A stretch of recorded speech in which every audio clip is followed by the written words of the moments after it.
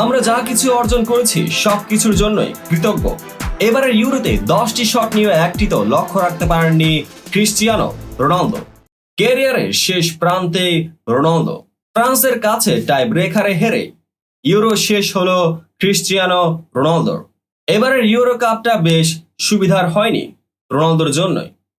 করতে পারেননি কোনো গোল, পেনাল্টিও মিস করেছিলেন। ইউরোপ ছেড়ে সৌদিতে পাড়ি জমিয়েছেন বহু আগেই, তবুও সেখানেও গোলের খিদা মেটেনি রোনালদোর। একের পর এক গোল করে চলেছেন, রেকর্ডও গড়েছেন বহু।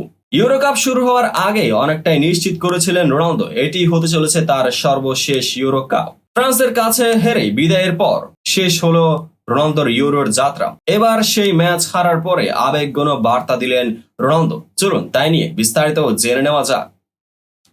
নিজের কেরিয়ার যে শেষের পথে সে ইঙ্গিত আগেই দিয়েছিলেন ক্রিস্টিয়ানো রোনালদো। ইতিমধ্যে নিজের শেষ ইউরো ম্যাচও খেলে ফেলেছেন।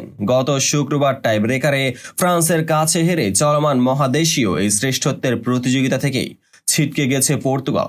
তারপর থেকে আলোচনা হচ্ছে এটাই জাতীয় দলে রোনালদোর শেষ ম্যাচ কিনা। যদিও পর্তুগালের কোচ রবার্তো মার্টিনেজ আশা করছেন খেলাটা চালিয়ে যাবেন রোনালদো। চলমান ইউরোতে চেনা ছন্দে ছিলেন না পর্তুগিজ সুপারস্টার। 5 ম্যাচ খেলে গোল পাননি একটিও।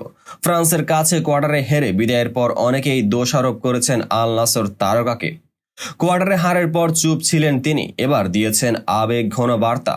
নিজের অবসর নিয়ে কিছু না বললেও ইউরো থেকে এমন হতাশাজনক বিদায় প্রত্যাশা করেননি CR7। পর্তুগালের আরো বেশি কিছু পাওয়া প্রাপ্য ছিল বলে মনে করেন তিনি।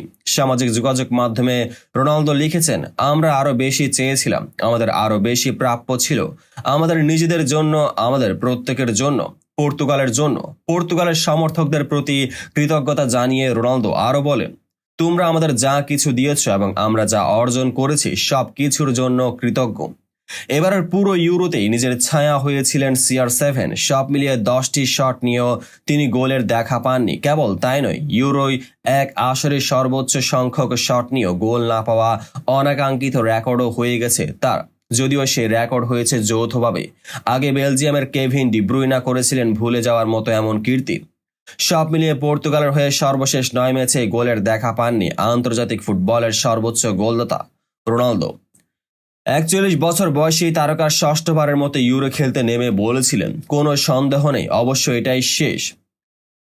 ফুটবলের সবকিছু আমাকে প্রভাবিত করে। খেলাটির প্রতি এখন আমার যে উৎসাহ, দর্শকের আগ্রহ, পরিবারকে পাওয়া, লোকজনের ভালোবাসা, ব্যাপারটা আসলে ফুটবল বিশ্ব ছেড়ে যাওয়া নয়। আমার জেতার বা করার জন্য আর কি বা বাকি আছে। ফলে 2026 বিশ্বকাপে রোনালদোর না খেলারই বেশি ইঙ্গিত মিলছে। রোনালদো ইউরো খেলছেন 2004 থেকে। টানা 6টি টুর্নামেন্ট খেলে তার নামের পাশে মোট 14 গোল। অথচ ইউরোয় 10 গোলও নেই আর কারো। কিন্তু সেই তারকাই কিনা এবার প্রথম কোনো বড় মঞ্চে থেকে গোলহীন হয়ে ফিরেছেন। পর্তুগালের হয়ে সব মিলিয়ে 212 ম্যাচে রোনালদোর গোল 130টি, যা আন্তর্জাতিক ফুটবলের সর্বোচ্চ।